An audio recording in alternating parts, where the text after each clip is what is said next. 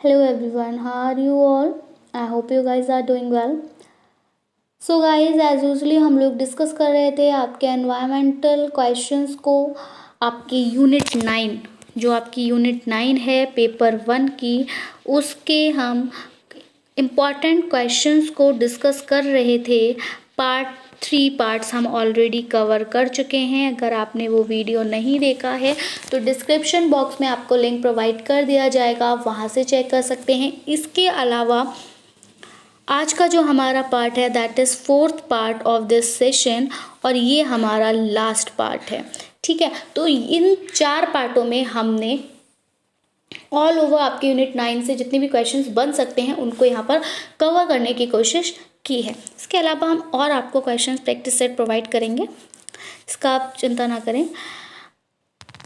तो ये जो आज का सेशन रहने वाला है एज यूजली आपका इंपॉर्टेंट सेशन है आपके एग्जाम पॉइंट ऑफ व्यू के अकॉर्डिंग, तो वीडियो को विदाउट स्किप के लास्ट तक देखें। एंड अगर आप हमारे चैनल पर नए हैं या फिर आपने हमारे चैनल को अभी तक सब्सक्राइब नहीं किया है तो यूजीसी नेट एग्जाम की बेस्ट प्रिपरेशन के लिए चैनल को सब्सक्राइब करें और बेल आइकन को प्रेस करना बिल्कुल ना भूलें। सो गाइज, ज़्यादा टाइम वेस्ट नहीं करेंगे। अब काफ़ी बार मैं सब कुछ बता चुकी हूँ कि क्या क्या हम करा चुके हैं ऑलरेडी। अब डिस्क्रिप्शन बॉक्स में आपको लिंक मिल जाएगा, आप जो भी यहाँ से स्टडी करना चाहते हो आप कर सकते हो। उसके 3 पार्ट्स का लिंक भी आपको डिस्क्रिप्शन बॉक्स में दे देंगे और इसके अलावा और जो हम अपने टारगेट दिसंबर 2022 में करा चुके हैं वो भी आपको डिस्क्रिप्शन बॉक्स में मिल जाएगा। आपने देखा है तो दैट्स वेल एंड गुड, नहीं देखा तो आप वहाँ से चेक कर सकते हैं।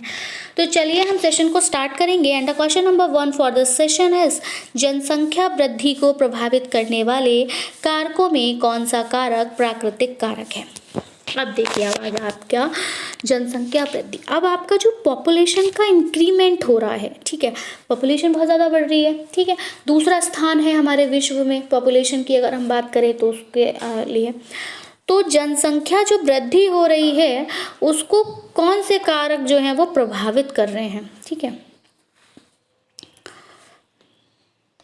और वो कौन सा नेचुरल कारक है जो प्रभावित कर रहा है। तो देखिए विवाह की आयु, प्रजाति की प्रजनन क्षमता, आयु संरचना या फिर स्वास्थ्य दशा। तो यहाँ पर अगर हम बात करें कि किससे इंक्रीमेंट कैसे होगा, विवाह की आयु से इंक्रीमेंट हो रहा है क्या? ऐसे तो पहले 14 वर्ष की आयु में जो होता था, आपकी 14 वर्ष की आयु थी, पहले तो 14 साल की लड़कियों की भी शादी हो जाया करती थी। अब तो फिर भी इंक्रीमेंट कर दिया गया है कि आपके 20 ईयर्स रख दिए हैं, कर दिए हैं 18 to 20 ईयर्स। तो ये तो यहाँ पर मैटर नहीं कर रहा। दूसरा आयु संरचना, अब एज का स्ट्रक्चर, तो एज के स्ट्रक्चर से कैसे आपके पॉपुलेशन का इंक्रीमेंट हो रहा है। अगर हेल्थ प्रॉब्लम्स हैं, स्वास्थ्य दशा हेल्थ प्रॉब्लम्स हैं, तो ये पॉपुलेशन डिक्रीज में कार्य करेंगी, इंक्रीमेंट में नहीं करेंगी। तो यहाँ पर आपको जो करेक्ट आंसर जाएगा that goes with option number B, प्रजाति की प्रजनन क्षमता। नेक्स्ट, जनसंख्या विस्फोट संबद्ध है। अब ये जो आपका जनसंख्या का विस्फोट हो रहा है ये किससे रिलेटेड है, तो उच्च जन्म दर से है या फिर निम्न मृत्यु दर से है, या फिर उच्च जन्म दर और उच्च मृत्यु दर से है, या फिर निम्न जन्म दर और उच्च मृत्यु दर से है, या फिर निम्न जन्म दर या फिर निम्न मृत्यु दर से है। तो देखिए अगर आपका जो नेटिलिटी रेट है यानी कि जो बर्थ रेट है, अगर वो बर्थ रेट कम होगा और आपका बर्थ रेट अगर कम हो रहा है बिल्कुल, तो पॉपुलेशन इंक्रीज ही नहीं होगी ना। तो पॉपुलेशन आपकी अगर डेथ रेट कम भी हो रहा है तब भी पॉपुलेशन इंक्रीज नहीं करेगी क्योंकि बर्थ उस अकॉर्डिंग नहीं हो रही है, ठीक है। तो ये ऑप्शन गलत हो जाएगा। दूसरा निम्न जन्म दर, अब बर्थ रेट कम है और अगर डेथ रेट बहुत ज़्यादा हो रही है तो ऑलरेडी बिल्कुल ऐसे ही पॉपुलेशन आपका कम हो जाएगा, है ना।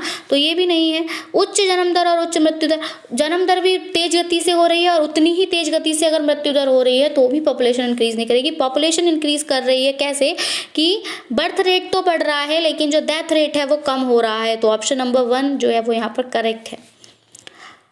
नेक्स्ट, पर्यावरण संरक्षण हेतु संयुक्त राष्ट्र संघ द्वारा प्रथम मानव पर्यावरण सम्मेलन कहाँ हुआ था।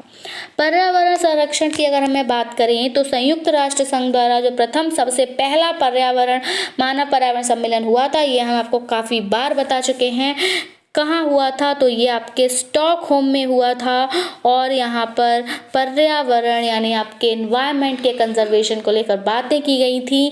वहीं पर ये डिसाइड किया गया था कि प्रत्येक वर्ष 5 जून को एनवायरनमेंट डे के तहत मनाया जाएगा।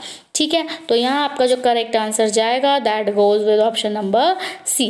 पेरिस में अगर जो आपका समझौता हुआ था वो पेरिस समझौता हुआ था और ये जो पेरिस समझौता था ये आपके क्लाइमेट चेंज के लिए था। ठीक है, ये आपके क्लाइमेट चेंज के लिए था। रियो डी जेनेरियो में भी आपका सम्मेलन हुआ था और ये आपका क्या था, ये आपका पृथ्वी सम्मेलन था। क्या था? पृथ्वी सम्मेलन।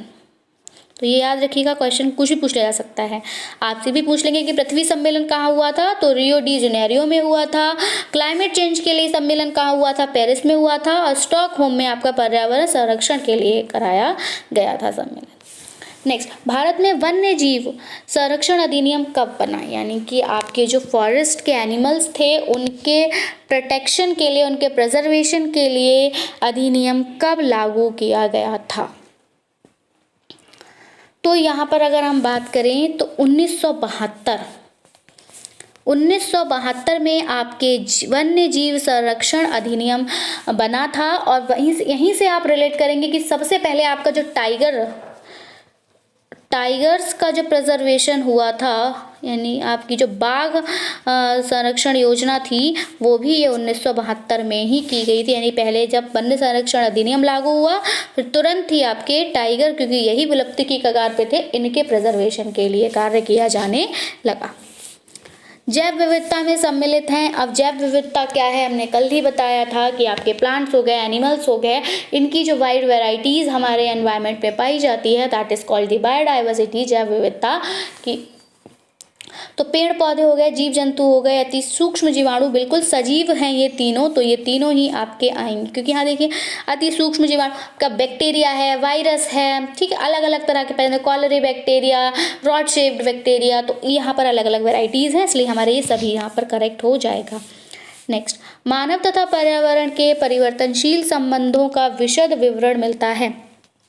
अब जो आपका ह्यूमंस हैं, एनवायरनमेंट है, उनमें जो भी चेंजेस हो रहे हैं उन चेंजेस के रिलेशन की अगर हम बात करें तो ये आपको कहाँ पता चलेगा, मानव विज्ञान में। मानव विज्ञान में तो हम मानव के बारे में पढ़ेंगे, उनके व्यवहार का अध्ययन करेंगे, वहाँ उनकी शारीरिक संरचना का अध्ययन करेंगे, तो ये नहीं है। मानव भूगोल में तो आपका ये सब कुछ आ जाएगा, आपका ज्योग्राफिकल एरिया वगैरह। सामाजिक विज्ञान तो आप समाज में जो भी घटनाएं घटित हो रही हैं आपके, इसमें आपका इतिहास हो गया, भूगोल, और ये आपका पॉलिटिक्स, इकोनॉमिक्स, ये सब आ रहा है, तो ये नहीं। यहाँ पर आप कहाँ करेंगे, मानव पारिस्थितिक में करेंगे, यानी कि ह्यूमन इकोलॉजी में करेंगे। क्लियर। विश्व में औद्योगिक विकास का प्रारंभ हुआ था। अब आपका जो इंडस्ट्रियल डेवलपमेंट होना स्टार्ट हुआ था ये कब से हुआ है, तो अगर हम इंडस्ट्रियल डेवलपमेंट की बात करें तो ये हमारे विश्व में 19वीं शताब्दी से स्टार्ट हुआ था। पारिस्थितिक विकास की सतत अवधारणा है, जो कॉन्टिन्यूस कंसेप्ट है आपका पारिस्थितिक विकास का, वो क्या है, तो वो है आपके असंतुलित पारिस्थितिक विकास, समन्वित पारिस्थितिक विकास, सतत पारिस्थितिक विकास, तो ये तीनों ही हैं, इसलिए आपका ऑप्शन नंबर डी यहाँ पर करेक्ट हो जाएगा।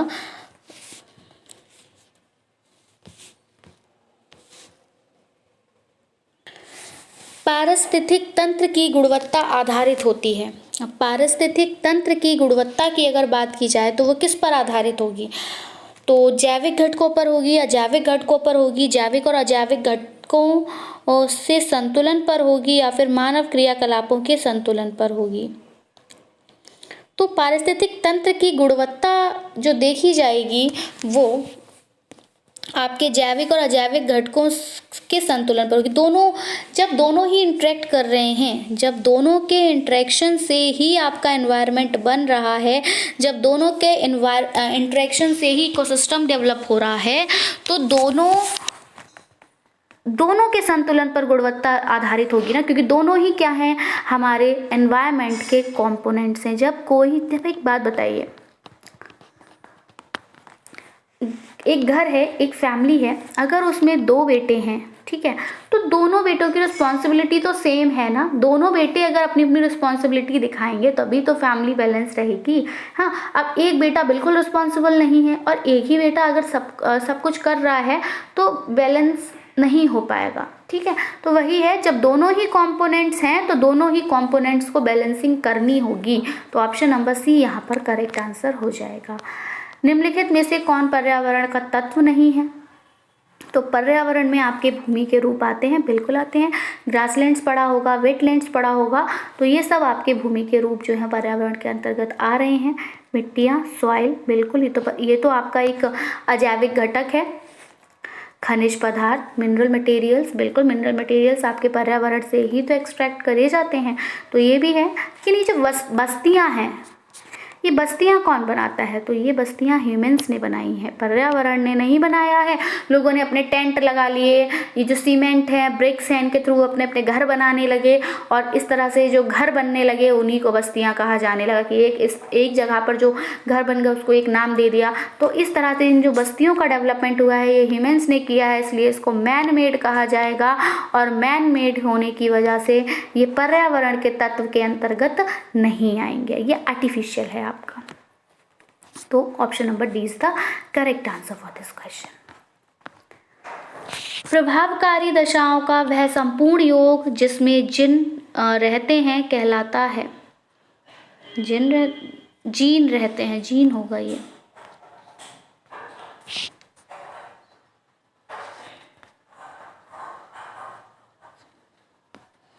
क्वेश्चन थोड़ा सा मिसप्रिंट है, ऑप्शन भी इस अकॉर्डिंग यहाँ पे दिया नहीं है।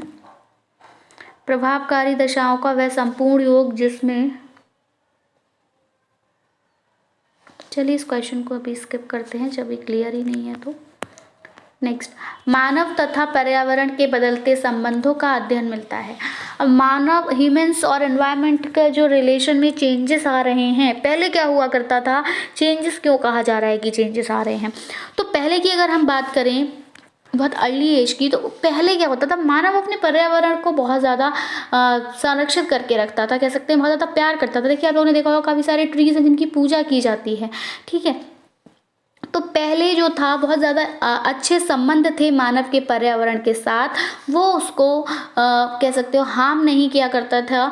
लेकिन धीरे धीरे क्या हुआ, लोगों में चेंजेस आए, उन लोगों का कह सकते हो उनका डेवलपमेंट हुआ, उन्हें पता चला कि किस तरह से इस पर्यावरण में कितनी कितनी कॉस्टली थिंग्स जो हैं वो यहाँ पर हैं, किस तरह से वुड को हम ट्रांसफॉर्म करके पैसा बना सकते हैं। तो ये जब लोगों के दिमाग में आया तो उनका इनसे संबंध जो था वो खराब होने लगा, कह सकते हैं। देखिए इसका भी एग्जाम्पल आप अपनी लाइफ से कनेक्ट करिए। जब आप के पास सब कुछ ज़्यादा कुछ नहीं होता, ठीक है, आप नॉर्मल होते हैं, तो क्या होता है, आपके अंदर रिस्पेक्ट की जो भावना होती है वो सबसे ज़्यादा होती है। क्योंकि जब आपके पास पैसा नहीं होता तो कह सकते हैं आप बहुत अच्छे आदमी होते हैं, ठीक है। तो उस टाइम पर आपके अंदर सभी के लिए एक रिस्पेक्ट रहती है। भले ही आपके लिए लोगों के दिलों में रिस्पेक्ट ना हो, लोगों के मनों में रिस्पेक्ट ना हो, वो आपको भले ही इंसल्टेड फील कराएं, बट आप नहीं, आपके अंदर रिस्पेक्ट रहती है। लेकिन वहीं जब आपके पास पैसा आ जाता है, आपको पता चल जाता है कि इस चीज़ से ही हमें पैसा मिलेगा, तो फिर आप उस पैसे को कमाने के लिए उस चीज़ को डिस्ट्रॉय करने लगते हैं। तो सेम वही हुआ कि जब लोगों को पता चला, टेक्नोलॉजीज आई, लोगों को पता चला अच्छा इससे ऐसा होता है, ऐसा होता है। अब उन लोगों ने सोचा अरे ये तो हमें सब कुछ विरासत में मिला हुआ है, तो इसको हम यूज़ क्यों नहीं कर रहे हैं अपने डेवलपमेंट के लिए। और वही अपने डेवलपमेंट के लिए लोगों ने पर्यावरण का यूज़ करना शुरू कर दिया और इस तरह से क्या हुआ, पर्यावरण को वो लोग डिग्रेड करते चले गए अपने खुद के फायदे के लिए। तो ये जो बदलते संबंध हैं, इसके अध्ययन जो है वो आपको कहाँ मिलता है, तो इसका अध्ययन मानव पारिस्थितिकी में मिलता है, ह्यूमन इकोलॉजी में। भूस्खलन सर्वाधिक प्रभाव कहाँ होता है? भूस्खलन यानी कि सॉइल इरोजन सर्वाधिक कहाँ पाया जाता है? तो सॉइल इरोजन की अगर हम बात करें तो ये सबसे ज़्यादा पाया जाता है आपके मैदानी क्षेत्रों में, पर्वतीय क्षेत्रों में, पठारी क्षेत्रों में या तटीय क्षेत्रों में। तो ये आपके पर्वतीय क्षेत्रों में सबसे ज़्यादा पाया जाता है। पर्यावरण ह्रास होता है, ह्रास जो होता है किसी भी चीज़ का लॉस्ट होना होता है, तो पर्यावरण ह्रास किस वजह से हो रहा है? प्राकृतिक प्रकोप से भी हो रहा है। बिल्कुल, देखिए जब आप प्रकृति को हार्म करोगे तो वो भी आपको हार्म करेगी। न्यूटन का लॉ पढ़ा होगा, every action has an equal and opposite reaction. अगर कुछ भी होगा तो उसका ऑपोजिट रिएक्शन बिल्कुल आपको देखने को मिलेगा। तो सेम थिंग वही है कि अगर आप एनवायरनमेंट को चोट पहुंचाएंगे तो आप एनवायरनमेंट भी आपको अफेक्ट करेगा। तो पर्यावरण का जो ह्रास हो रहा है वो प्राकृतिक प्रकोप से हो रहा है। प्राकृतिक आपदाएं जो ये आ रही हैं ये किसका रिजल्ट है? ये आपके एनवायरनमेंट के डिग्रेडेशन का ही तो रिजल्ट है। सॉइल इरोजन हो रहा है, प्लांट का जो अभी डिफॉरेस्टेशन कर रहे हैं, इस सभी की वजह से ही तो साइकिल जो है वो आपकी डिसबैलेंस हो रही है। उसी वजह से ये जो प्राकृतिक अर्थक्वेक हो गया, आपका सुनामी हो गया, साइक्लोन्स हो गए, ये सब कारण जो है वो आपके एनवायरमेंटल डिसबैलेंस के हैं, एनवायरमेंटल डिग्रेडेशन की वजह से हैं। तो प्राकृतिक आपदा और पर्यावरण आघात से, इन सभी कारणों की वजह से जो है आपके एनवायरनमेंट का क्या हो रहा है? डिग्रेडेशन हो रहा है। इसलिए ऑप्शन नंबर डी यहाँ पर करेक्ट हो जाएगा। विश्व में सबसे अधिक जनसंख्या वृद्धि वाला महाद्वीप कौन सा है? तो अच्छा बताइए, विश्व का सबसे बड़ा महाद्वीप है कौन सा? यहाँ से भी क्वेश्चन आते हैं। विश्व के सबसे बड़े महाद्वीप की अगर हम बात करें तो ये है एशिया, दूसरे नंबर पे बात करें तो ये है अफ्रीका। तो फर्स्ट नंबर पर एशिया, दूसरे नंबर पर अफ्रीका। सबसे छोटे महाद्वीप की अगर हम बात करें तो ये है आपका ऑस्ट्रेलिया। सबसे छोटा महाद्वीप ऑस्ट्रेलिया है, सबसे बड़ा एशिया है, दूसरे नंबर पर अफ्रीका आता है। ये क्वेश्चन पूछे जाते हैं। और एक क्वेश्चन आपके लिए बता दें, अभी आपके एक नए महाद्वीप का भी निर्माण हो रहा है धीरे धीरे, जिसको जाना जाता है जीलैंडिया नेम से। ठीक है, जीलैंडिया। क्लियर? तो यहाँ पर आपसे पूछा है कि सब जनसंख्या की अगर हम बात करें तो सबसे बड़ा महाद्वीप कौन सा है? तो वही है आपका अफ्रीका। जनसंख्या की दृष्टि से सबसे बड़ा महाद्वीप अफ्रीका, इसीलिए इसको दूसरे नंबर पर रखा जाता है। और एशिया वैसे आपका क्षेत्रफल के मामले में सबसे बड़ा है। नेक्स्ट, जनसंख्या वृद्धि को प्रभावित करने वाले कारकों में कौन सा कारक प्राकृतिक कारक है? तो वही सेम क्वेश्चन रिपीट हो गया। यहाँ पर भी आपका ऑप्शन जाएगा प्रजाति की प्रजनन क्षमता पर।